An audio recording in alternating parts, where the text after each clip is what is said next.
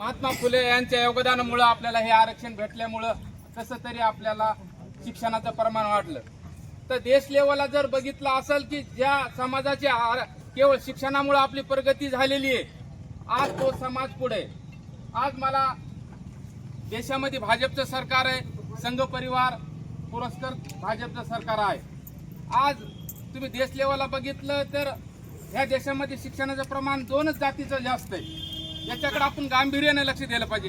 एक आहे ब्राह्मण आणि दुसरा आहे एससी समाज। एससी समाजामधून जर उदाहरणार्थ कोणाचं शिक्षणाचं प्रमाण आहे ते ही महार जात, आणि देश लेवलला जर उदाहरणार्थ जर केंद्र सरकारला किंवा संघ परिवाराला जर चॅलेंज करणारी जर जात कोणती असेल तर ही महार जात आहे। आणि ह्याचा पाया जर काय म्हणलं तर शिक्षण आहे। आणि ह्या समाजाला किंवा ह्या जातीला जर एससी समाजाला जर उदाहरणार्थ जर अशीच प्रगती होत गेली तर उद्या केंद्र सरकार असू द्या, राज्य सरकार असू द्या, ह्यांचं काही खरं नाही।